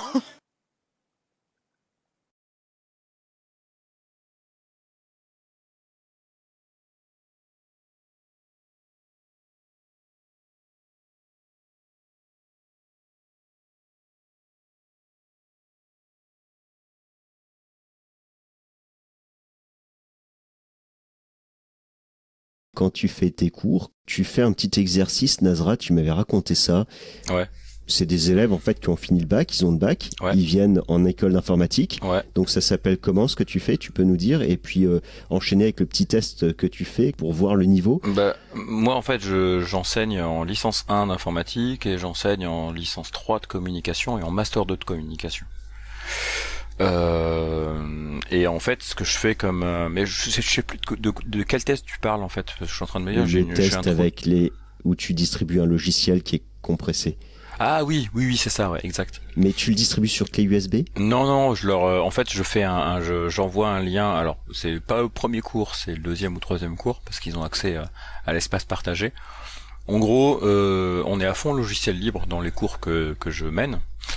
Et du coup, on leur crée un espace sur Framatime. Donc c'est un Mattermost, c'est une sorte de Slack pour le libre. C'est une sorte de Discord un peu libre, on va dire ça comme ça, très rapidement. Et du coup, on leur fait un espace dédié au TD directement. Et dans cet espace, je leur envoie un lien où il y a les logiciels qu'ils doivent utiliser. Et du coup, je m'amuse, je leur donne des liens soit de logiciels qui sont en tar.gz, soit en .zip, soit en appimage, soit en .exe, soit en .msi. Enfin, bref, je m'amuse avec tous les formats possibles d'installeurs possibles, et je leur dis, allez-y, installez le logiciel. Si vous avez des soucis d'installation, n'hésitez pas à faire une recherche par vous-même pour pouvoir installer le logiciel comme vous voulez, quoi. bah il y a plein de gens qui savent pas juste décompresser une archive, quoi. Ça marche pas. Ouais. Et c'est très compliqué. Alors que ces niveaux après bac, donc c'est des personnes qui sont, on peut dire adultes, hein, Oui. ils ont 18 ans, 19 ans. Ouais, 18 ans, parfois certains en 17 parce qu'ils ont eu le bac un peu plus tôt, mais ou qui sont en fin d'année et que du coup c'est décembre, quoi. Mais en fait, c'est des gens qui où tu te dis OK, bah c'est des gens qui sont nés avec l'informatique d'une certaine manière, quoi. Mais il y a plein de choses qu'ils savent pas. Alors le truc moi qui m'avait choqué, c'était une fille qui m'avait ça, mais c'était une parmi les 35, hein, donc c'était plutôt une exception, je pense. Mais elle m'avait choqué, elle savait même pas où retrouver ces fichiers quand l'ordinateur les avait téléchargés. Quand le navigateur avait téléchargé les fichiers, elle savait pas où les trouver. Bah sur Linux, ça aurait été tout simple. Mais oui, c'est ça. Tu ouvres la fenêtre et puis tu as sur le côté les téléchargements, quoi. Hein, c'est exactement. Mais ouais, c'est ça. Et en fait, la fille savait pas ouvrir un dossier, savoir où étaient ces fichiers téléchargés, tout ça. Enfin voilà. Et en fait, très souvent, c'est dans ces cas-là, elle me disait ouais, c'est mon frère qui fait tout à la maison au niveau de l'informatique. Et du coup, moi, voilà, je lui ai demandé de m'expliquer, parce que du coup, c'était intéressant quand même, pourquoi elle a fait licence d'informatique, alors qu'elle avait des grosses difficultés. Et je lui disais, bah maintenant, c'est plus à ton frère de t'aider, c'est à toi de te débrouiller. Et du coup, Elle a dit de regarder en mode bon, bah tant pis. Non, même pas, au contraire. Elle est restée tout le long du cours, sur l'année, et du coup, elle a eu sa première année de licence.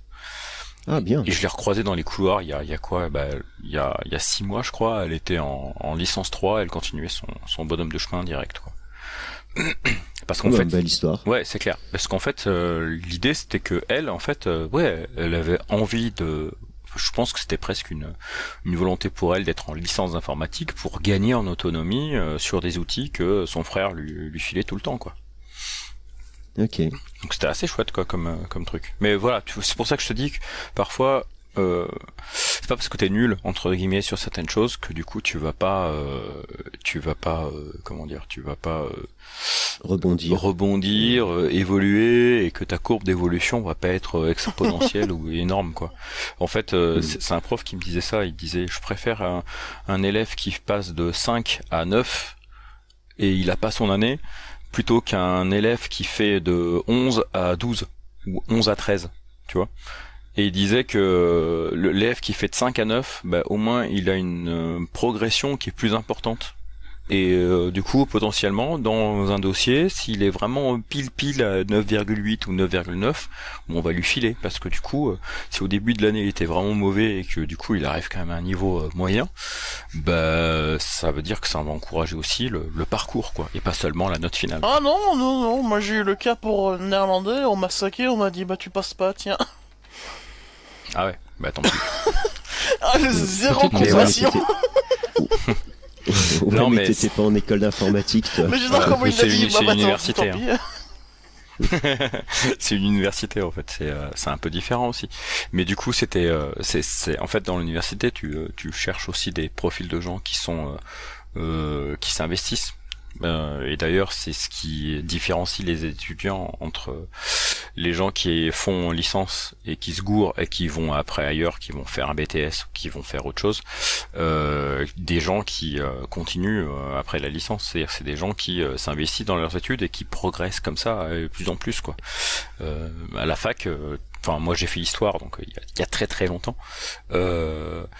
À la fac, j'avais un prof qui nous disait bon, il faut que vous lisiez au moins 1 à 2 bouquins par semaine, et que vous soyez en capacité de refaire les cours vous-même. Ouais.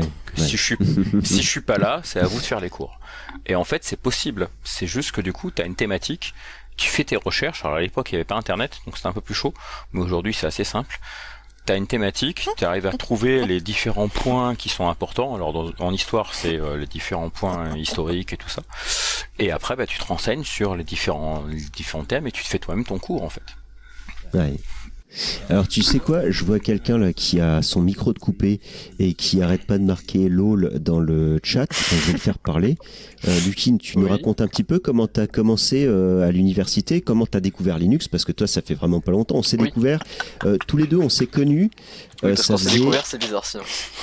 Ouais. Penser à autre chose. C'est en hiver que tu le découvres. Oui, voilà. Ouais, enfin bon, ouais. Donc, on s'est connus, ça faisait à peu près 2 mois que t'étais sur Linux. Oui. Pas tout à fait, d'ailleurs, il me semble. Aujourd'hui, ça fait 11 mois. Ouais, ça fait un bout de temps maintenant qu'on se connaît. J'ai l'impression punaise. qu'on parle d'un club d'alcooliques. Bienvenue chez les alcooliques anonymes.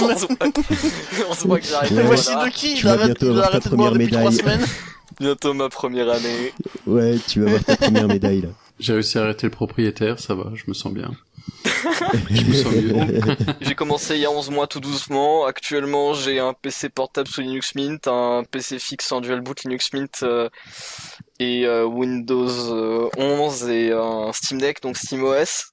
Donc bon, j'ai plus de PC Linux que Windows maintenant. Et tu les as brisés à tous tes professeurs pendant 1 an parce que tu as insisté pour utiliser Linux, uniquement Linux, Alors, pendant tes études, pendant ton année. Alors, il va falloir que tu nous racontes tout ça. Raconte voir un petit peu comment t'as commencé. Vas-y. j'aurais surtout brisé les couilles avec LibreOffice parce qu'il me forçait à utiliser Word sauf 1 et j'y reviendrai plus tard. Ouais. Enfin même 2. Mais ça c'était la L1 avant. Mais en vrai pour Linux ils ont été assez cool parce que en fait j'ai cette chance de pas être en licence d'informatique et je pense qu'il y a des licences où c'est vraiment chaud d'utiliser uniquement Linux. C'est informatique parce que alors j'y suis pas mais je me dis que peut-être on doit avoir des cours pour lesquels on va nous faire travailler sous Windows ou également les écoles d'art numérique où il y a certains logiciels qui sont vraiment quasi obligatoires et qui sont que sous Windows. J'ai eu la chance d'être dans une licence de biologie. Je suis sûr que si tu avais eu Nazra en prof, tu lui aurais expliqué ta phobie de Windows. Je suis sûr qu'il aurait pas insisté pour te... Ah bah, c'est sûr. C'est pas une phobie de Windows, tu me mets des mots dans ma bouche que j'ai pas, hein. C'est juste que il y a des décisions qui ont été prises sur Windows qui me déplaisent à présent et du coup j'ai envie de m'en éloigner. Et c'est ma phobie surtout de Word parce que Word, dès que j'essaie de manipuler quelque chose, il me fait toujours un petit truc à côté qui me déplaît, genre il sélectionne trop de texte et en fait ça me fait perdre du temps. Et déjà, je suis assez lent. Donc à l'université, quand t'es lent déjà t'es mal. Si en plus il y a un truc qui te ralentit encore plus, t'es mort pour la prise de notes. Donc ça venait surtout de ça. En fait, le problème c'est que je sais que depuis longtemps, Windows fait de plus en plus de décisions où c'est de plus en plus compliqué de respecter sa confidentialité. Je me souviens qu'il y a 2 ans, j'avais galéré à faire un compte local, alors qu'avant il n'y avait pas de problème. Ça m'a bien gavé. Ils l'ont supprimé avec Windows 11 d'ailleurs. Ah bah putain. Je crois que s'il faut qu'on soit pas connecté à Internet, et encore quoi, même pas, non, même pas. Non, faut pas que tu sois connecté. C'est ça. Et il y a ça. Il y a quoi aussi? Il y a une manip à faire enfin avec, faut que tu, Ça tient n'importe quoi. faut que tu affiches, je crois, le terminal de Windows 11 et t'as une commande à lancer. Enfin, un truc pété quoi, comme d'hab.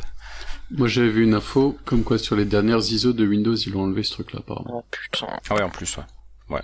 Voilà. Du coup. Bah du coup raison de plus, hein, donc qui m'ont poussé vers Linux. Mais alors Linux, comment j'en ai entendu parler? J'en ai peut-être entendu parler 1 ou 2 fois avant, mais ça me disait rien. C'est surtout grâce à mon père. Parce que mon père a beaucoup utilisé Linux étant plus jeune pour son travail. Très marrant quand on sait qu'il déteste l'informatique, mais que bon. Et il se démerde vraiment bien, et du coup c'est lui qui m'a expliqué un peu comment marchait Linux, qui m'a donné quelques bases, et surtout il m'a aidé à choisir. Et je sais que beaucoup de gens disent il faut que tu essaies plein de trucs pour voir ce qui te plaise, et en fait je suis content de pas avoir besoin de faire ça, et surtout d'avoir eu quelqu'un pour m'accompagner. Parce que le problème c'est que je suis arrivé, j'ai commencé ça en fin août, donc c'était bientôt la rentrée, et mine de rien, des fois quand tu connais pas grand chose à Linux, savoir avec quoi commencer, c'est pas forcément facile, même si c'est vrai, il y a Linux Mint, il y a Zorin, mais surtout tu te rends pas forcément compte des différences des fois entre les OS, hormis du bureau.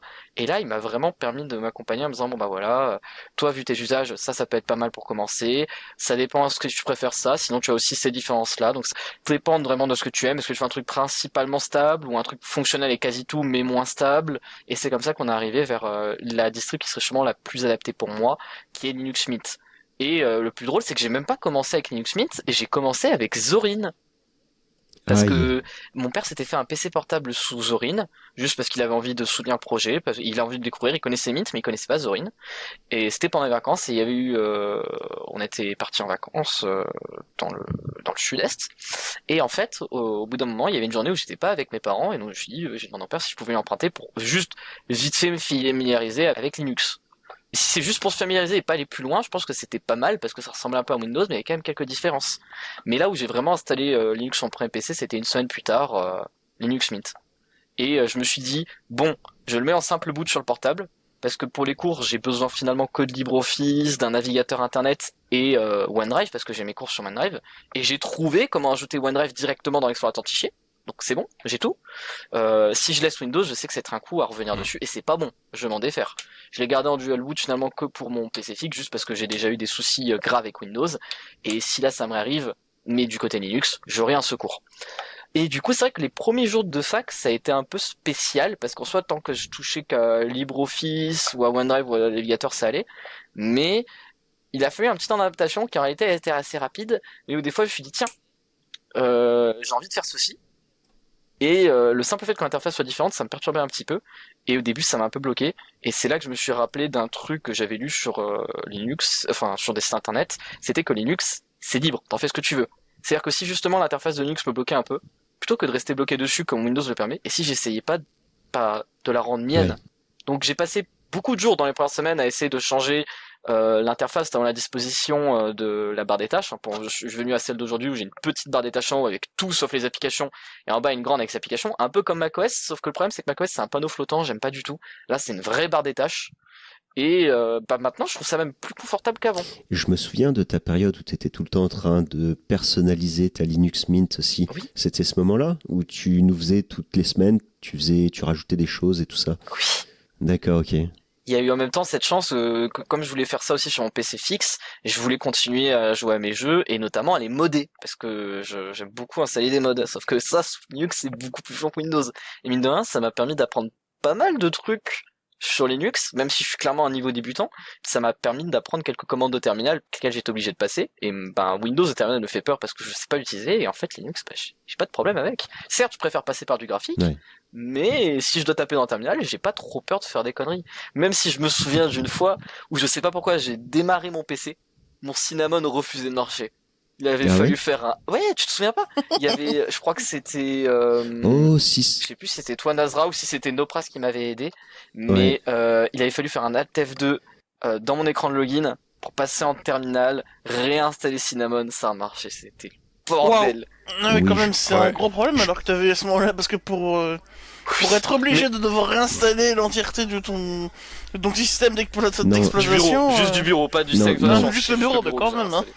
Mais c'est déjà pas mal. Ouais, ça c'est pas mal quand même, hein. Après en une commande c'est passé. Pour t'expliquer, Chaos, en fait, Cinnamon, c'est l'interface graphique juste. Donc effectivement, sans interface graphique, il n'avait pas de souris, il n'avait pas de dossier, il voyait juste un écran noir. Ouais, mais c'était avec, pas non plus si grave que ça comparé à ce que je pensais, d'accord. Ouais. Non, c'est... Ça fait peur. Quand ça t'arrive, ça fait peur. Hein. Ouais, c'est vrai. Oui, ça m'est arrivé 2 mois en plus après mon arrivée sur Linux, donc moi j'étais terrifié. Je peux plus rien faire. Alors, Ah, encore qu'est-ce heureux, que sur mon j'aurais PC donné pour pouvoir voir ta réaction en live? Mais t'étais pas encore là, Chaos? Non, t'es non, arrivé non. un peu plus tard, toi. Hein. Il est arrivé plus tard, je crois. Ouais. Juste pour que tu saches, Chaos, sur Linux, il n'y a pas grand-chose qui est grave. En vrai, après, en fonction de ton niveau de compétence, tu arrives à te sortir de quasiment n'importe quoi. Et tu apprends assez facilement, assez rapidement. Après, ça dépend de ce que tu as envie d'apprendre. Mais effectivement, là, sur le forum, on a des gens qui sont informaticiens, il y a des gens qui sont très calés. Donc ouais, il est venu, il a dit au secours, voilà, et puis voilà. Et effectivement, je me souviens, j'étais là, j'ai fait un, tout le monde, SOS, il y a besoin d'un coup de main. Ouais, parce que là en plus je les avais révisés, donc c'était vraiment un moment de merde. Et le pire c'est que la plupart du temps je me contentais de recherche internet, mais là, non, il me fallait vraiment un truc rapidement quoi. On t'a réglé ça rapidement, Ah ouais, hein, je vraiment, crois mais que dans les 20 minutes c'était fait, même pas. Hein. Ouais. Remettre à zéro une interface graphique sur Linux, ça peut aller très très vite. Faut juste savoir la bonne commande, c'est tout. C'est ça. Ouais, mais quand tu sais pas, tu sais pas. Et puis surtout, faut identifier le problème. Non, identifier le problème, c'est facile. Sur Linux, c'est assez facile. Quand tu t'y connais un minimum, oui. Oui. Et puis souvent, quand t'as un message d'erreur, en fait, il est assez bavard, Linux. C'est assez chouette par rapport à Windows. C'est ce qui nous avait permis de nous aider d'ailleurs. Ouais. Oui, et c'est pour ça d'ailleurs que tu as des informaticiens, ils aiment bien travailler uniquement sur Linux et ils aiment pas dépanner sur Windows. On avait quelqu'un sur le forum aussi, il m'a dit, lui dépanner les serveurs, hein, c'était son boulot. Et quand il y avait une intervention sur Windows, vu que là, il sait qu'il va galérer pour réussir à trouver la panne, parce que c'est un peu comme si tu avais un dictionnaire, il faut que tu trouves la faute d'orthographe sur un mot. Et il disait non mais attendez, moi je suis compétent en Linux, filez ça à quelqu'un d'autre quoi, tu vois, parce que voilà, il en profitait pour, tu vois. Ah c'est bon, c'est pas à moi de gérer ça, ouf. Le fameux bébé secoué. Il y avait des étudiants qui avaient quand même eu peur parce que quand je leur racontais cette anecdote, ils m'ont dit mais ça t'a pas dégoûté? Et j'ai dit non. Parce que le problème c'est que je savais pertinemment que pour tenter d'utiliser certaines fonctions, je bidouillais beaucoup plus que ce que tu es censé faire quand tu commences. Donc je m'attendais à des résultats désastreux. Et en vrai c'est comme ça que t'apprends. C'est en te gamelant, en te ramassant, en t'écorchant quand tu tombes à vélo que t'apprends à pédaler. Pas sûr, Ah oui, hein. et puis toi, t'as pas eu peur, hein, parce que t'as fait Ah ouais. des trucs sur ton, tu vois, parce que bon, j'utilise aussi Linux Mint, hein, voilà, mais t'as fait des trucs. Je me suis dit non, moi je m'amuserais pas à faire ça, passer du temps à dépanner. 3 mois après, je faisais déjà des conneries. Il aime bien faire des expériences. Même un mois après.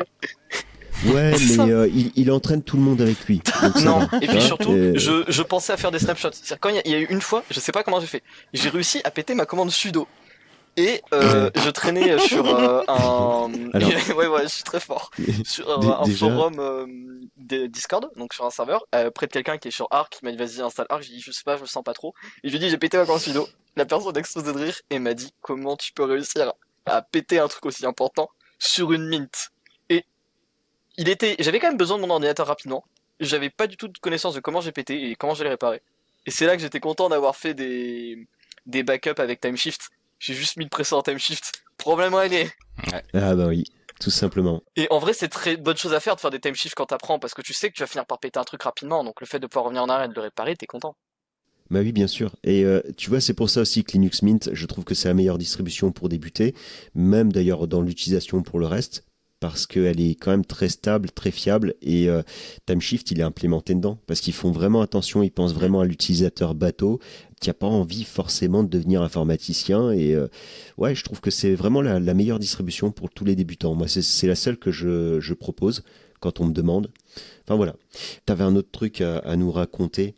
Ouais, c'est vrai que bah déjà ça m'a valu beaucoup de regards d'étudiants parce qu'il y en avait certains qui étaient sur des tablettes. Bon, souvent on était sur Windows, on n'avait pas de tablette Android chez nous. Enfin, non, même pas, on n'avait pas. Pas mal d'iPad, Mac, et en fait à chaque fois il y a eu ceux de ma classe qui du coup ont pu me voir, et moi mon PC était différent. Certains au début ont cru que c'était un Mac, et quand ils ont vu Acer, ils se sont dit ah ouais non il y a problème. Ils ont vu mon PC, ils se sont dit ton truc là il est joli, comment t'as fait? Bah j'utilise Linux.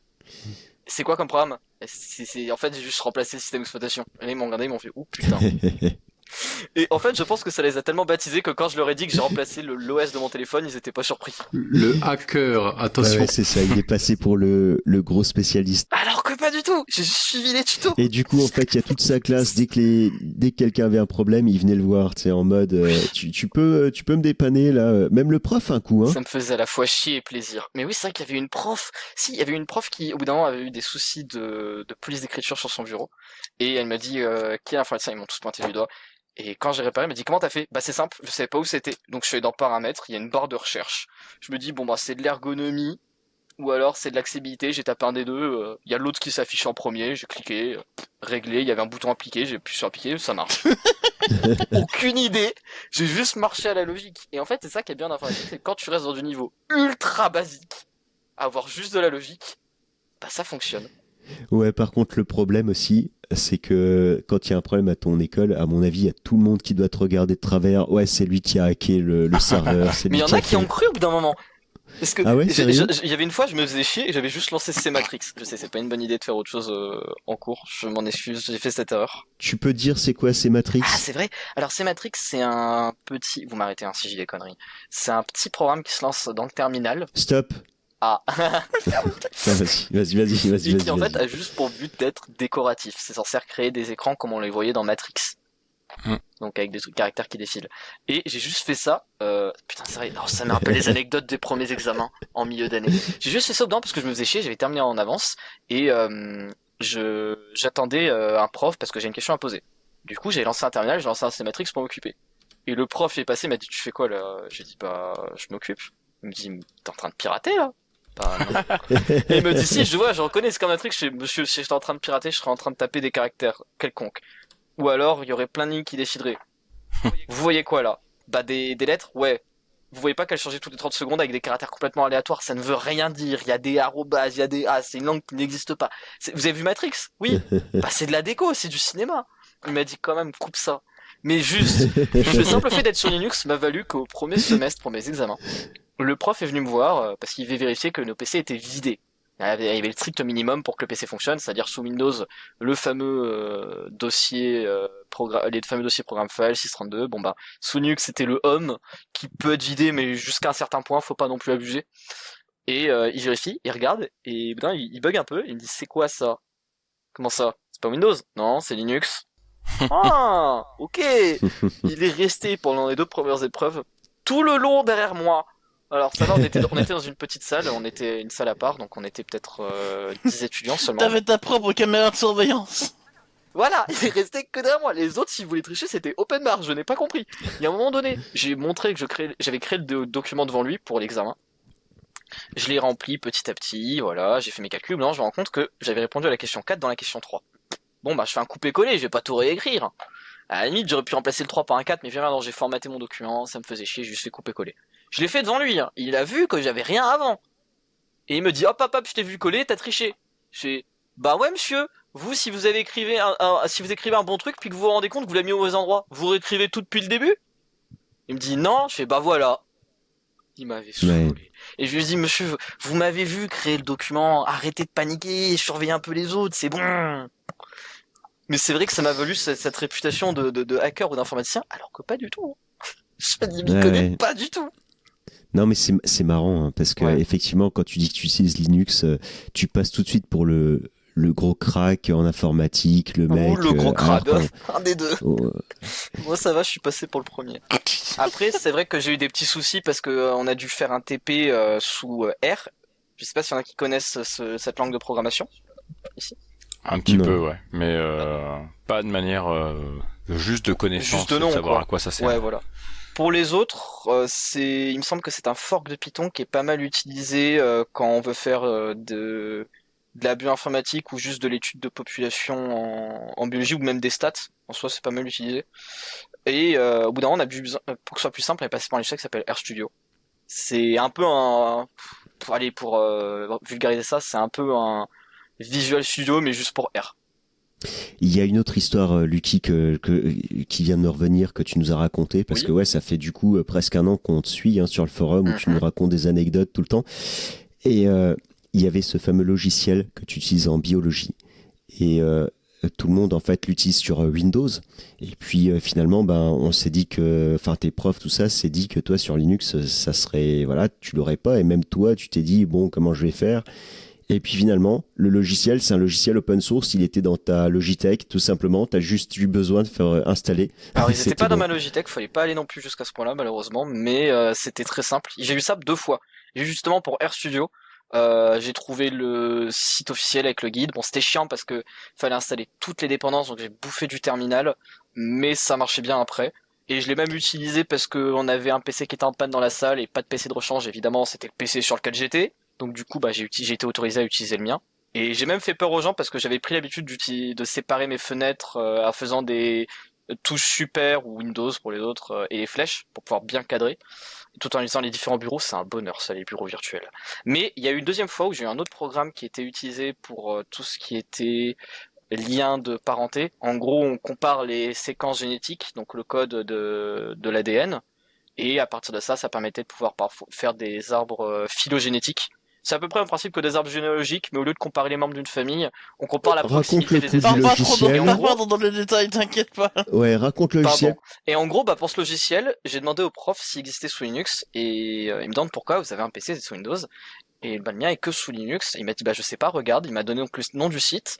Je suis allé voir d'abord avant s'il existait sur Logitech, il n'y était pas. Mais quand je suis sur le site internet, ça m'a directement mis vers la page download, et il y avait un .deb.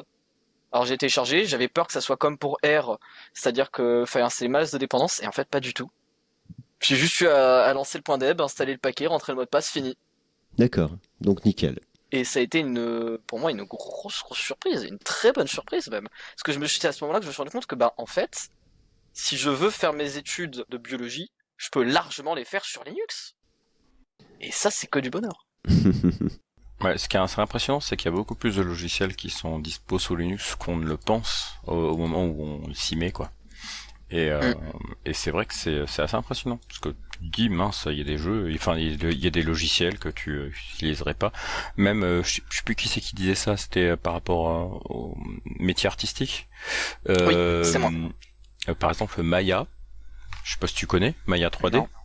Bah Maya 3D, c'est un logiciel professionnel de traitement d'images 3D et de création d'images 3D. C'est on va dire Blender, c'est le petit gars qui monte depuis quelques années et qui commence à se faire une grosse place dans les écoles, y compris écoles d'art. Bah Maya, c'est un peu la version pro qui coûte en licence super cher et qui est sur des grosses stations de travail et tout ça. Et ben en fait Maya est dispo sous Linux et il y a peu de gens qui connaissent.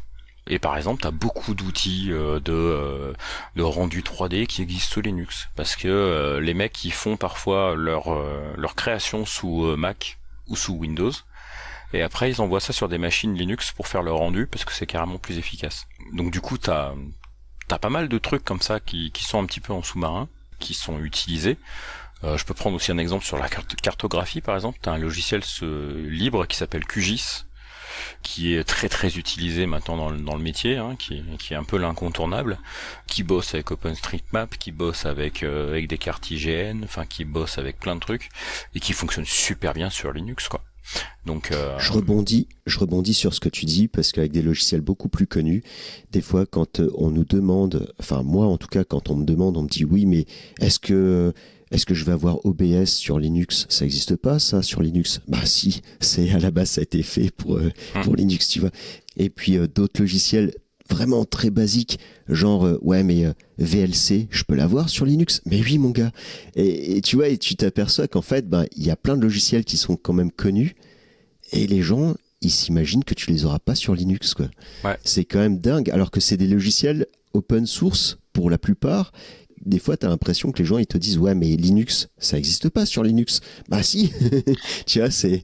J'avoue que je plaide coupable et j'ai eu cette peur aussi pour quelques logiciels. Alors, pour VLC et LibreOffice, je sais très bien que c'était le cas, mais je t'avoue que pour OBS, j'ai été surpris parce que je ne savais pas que c'était open source. Bon, je m'attendais à ne pas trouver Streamlabs, qui est basé sur OBS, parce que ça, je sais que c'est fermé, mais OBS en lui-même, j'avais été surpris la première fois que je l'avais eu, et je me suis dit, et en fait, ça m'a donné envie de voir tout ce qui existait sous Windows que j'utilisais. S'il y avait le même logiciel sous Linux, ou si au moins il y avait un équivalent.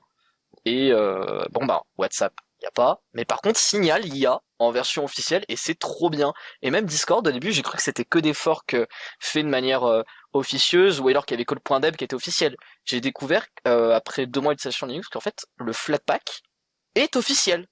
Ouais. Discord te fournit un Flatpak, et en vrai il est très pratique parce que contrairement au .deb où tu dois le retélécharger à chaque fois pour les mises à jour, le Flatpak il fait ses images tout seul comme l'exé sous Windows. Du coup, si te fait le fait qu'il soit conteneurisé te fait chier, à la limite tu utilises un petit coup de flatseal pour le déconteneuriser et il continuera à faire ses mises à jour tout seul quand tu le lances. Faut préciser quand même, il le fait pas en fond, ça va, et c'est trop bien. Alors par contre, l'outil ne flatte pas trop Discord par rapport à Linux. Hein, donc, oui, bon, il y a des petits soucis avec l'audio, mais le simple fait que t'aies une boîte qui décide de mettre un Flatpak, de créer un vrai Flatpak et de dire à FlatHub, on vous fournit ça, alors que la plupart du temps, quand t'as des Flatpaks, ben c'est parfois des trucs qui sont officieux, et en fait l'officiel et le .deb, c'est déjà très cool, je trouve. Ah, je suis d'accord avec toi, s'il y a un plus, c'est bon à prendre. Mais n'empêche que pour implémenter le son dans Discord pour Linux, c'est vraiment pas grand-chose. J'en ai parlé avec un informaticien, il m'a expliqué, c'est vraiment pas grand-chose pour eux. Et tout simplement, ils font pas le travail. Ils veulent pas faire le travail. Donc, on n'est pas vraiment... On n'est pas sur du support premium, quoi. On va dire ça comme ça. C'est ça. Ouais, voilà. Mais, ils s'en moquent un peu. Ouais, mais ce qui est intéressant quand même, je vois par exemple WhatsApp, t'as une version qui existe sous Linux, en version Flatpak je crois, mais après t'as d'autres moyens aussi d'y arriver. C'est la version web. Il y a personne qui veut l'utiliser, les gens sur Linux ils veulent tous utiliser Signal, hein, c'est tout. Bah, tout à fait, c'est logique. Je dois être le seul pignouf à vouloir WhatsApp, mais c'est juste parce que j'ai pas le choix malheureusement. Ouais. T'as la version web. Ouais, bah voilà, c'est ça. La version web que j'ai trouvé un Flatpak qui te sort la version web, mais c'est parce que les groupes de classe sont tous sur WhatsApp, et même là, il y a quelques mois, j'ai tenté de pousser un peu, de convaincre certains des étudiants de ma classe de tester Signal, juste parce que c'est niveau interface, t'es vraiment très très proche d'un WhatsApp, ils verront pas la différence, et puis c'est plus sécurisé et plus pratique sur leurs appareils aussi. Ouais, c'est sûr. Mais ouais, Donc, bien sûr. Mais d'ailleurs, je suis très content. J'ai vraiment une super classe. Je m'attendais à ce que quand certains, j'ai pas du tout dit je suis sur Linux, je l'ai pas créé sur tous les toits, parce que j'avais pas forcément envie d'en parler, que j'en avais pas intérêt. Juste si on me demandait, poser quelques questions vite fait, je disais bah je suis dessus. Et je m'attendais un peu à ce qu'ils le prennent mal ou qu'ils s'en foutent. Et en fait, ils m'ont surpris parce qu'ils étaient intéressés, mais pas des masses. C'est-à-dire qu'ils étaient pas non plus à poser plein de questions. Mais le simple fait que déjà il est pas mal pris et qu'ils m'ont posé quelques petites questions de curiosité en mode t'arrives à faire ça? Ouais, putain, mais c'est trop bien. Est-ce qu'il y a des trucs que t'arrives à faire que tu peux pas faire sur Windows ou que tu fais moins bien? Je leur dis ouais, bah j'ai ces choses-là, je suis plus à l'aise avec notamment ma disposition sur le bureau. Ils m'ont dit bah c'est cool, t'as trouvé un truc qui marche pour toi, trop bien. Ils étaient curieux, quoi. J'étais surpris. En fait, ça permet aux gens d'avancer. Juste prenez avec quoi vous êtes le plus à l'aise et éclatez-vous. C'est l'avantage de Linux aussi. C'est cette partie où tu peux customiser ton espace de travail comme tu souhaites et tu fais vraiment ce que tu veux. Et ça, c'est génial, quoi. Enfin, pour moi, c'est... Moi, je suis passé à Linux il y a super longtemps, hein. C'était sur Ubuntu 5.04 en 2004, quoi. Juste avant, j'avais testé Slackware, qui est une distribution Linux, mais c'est une des premières distributions Linux. Elle est plus vieille de quelques mois que Debian. Et du coup, c'était à l'époque, c'était pour tester ça sur un vieux PC. J'avais envie en fait d'adapter un Linux sur un vieux PC. Et ben, j'avais réussi à installer mon sur le vieux PC. C'était un Pentium 266 MMX avec 32 MO de RAM. Donc t'imagines pas la bête. Mais du coup ça tournait avec Linux, alors que le Windows 98 de base ramait comme pas possible parce que c'était pas adapté, enfin bref, il faisait des écrans bleus tout le temps, c'était une horreur. Bref, la petite Slackware ça fonctionnait bien, et après bah, petit à petit moi je suis passé, tu vois, j'ai fait un dual boot, et puis après je me suis dit oh putain, c'est quoi toute cette place là qui est prise dans ce dossier, ah merde c'est la partition Windows, bon on vire, allez hop, puis du coup j'avais fait de la place, et puis Vraiment allez joue, dégage. Ça rentre chez toi. Parce qu'en fait, le dual boot, en fait, c'est soit tu bootes tout le temps sur ton OS favori, ton Windows à l'époque pour jouer à des jeux, et tu testes Linux en dual boot, quoi. Tu testes quand tu veux, quoi. Soit ton jeu fonctionne sous Linux avec Wine, à l'époque c'était ça, et tu mets ton Thunderbird sous Linux et tu mets tout ton Firefox. À l'époque il n'y avait pas de synchronisation dans Firefox, donc tu avais besoin de copier tout le dossier de Firefox, t'as que le mettre dans l'autre partition. À partir du moment où j'ai fait tout ça et que du coup j'utilisais au quotidien le Thunderbird et le Firefox qui était sous Linux, que je pouvais jouer à mon jeu favori sous Linux, j'avais plus aucune raison de démarrer au Windows. Puis du coup après j'ai dit allez hop, on fait de la place. Et ça marche bien comme ça, quoi. C'est vrai que ce qui est pas mal ici, c'est qu'on a pas mal de gens qui ont été introduits à Linux de manière différente et à des périodes différentes. Et on a même Chaos qui du coup ne connaît que via ce qu'on dit finalement. Ouais. Ça c'est bien. Mais c'est marrant parce que Chaos, à la base, il était pas intéressé du tout de passer à Linux. Mais ça lui plaît, en fait, d'écouter nos histoires sur le forum. Ah ben, en vrai, je te dis que pour l'instant, ça va, mais si ça continue, je pense que je vais juste passer parce que Windows, ça devient de plus en plus chelou. De plus en plus chiant aussi. Ouais, mais on commence à avoir l'habitude, tu dis ça tout le temps. Sniff. Il a ses habitudes sur Windows. Ouais, désolé, hein. On va pas le brusquer. Non, on passe tous à notre rythme, de notre manière, et le plus important Voilà. c'est qu'on soit content. T'inquiète pas, un jour, je vais avoir un qui va se ramener chez moi. Dans une autre Il va vie, ramener ouais. une clé USB, il va me la balancer sur mon PC. Ouais. En tout cas, pour le moment, Chaos, il n'est pas venu nous rejoindre parce qu'il était intéressé à passer sur Linux. C'est juste une erreur, je dirais. Voilà. Sympa. L'exception qui confirme la règle. Et puis finalement, non, mais il est resté parce qu'il se marrait bien. T'as du bol que je peux pas utiliser Soundboard parce que sinon je t'aurais hué là. Bon, il y a la musique qui vient de démarrer. Et c'est ainsi que se finit l'épisode d'Opération Linux. Au revoir. Bye bye, bye bye. Salut tout le monde. Salut. Ciao. Ciao, ciao. Merci pour la musique de générique à Arthur Vink pour Shieldwood Frien et à Punchdeck pour Can't Stop.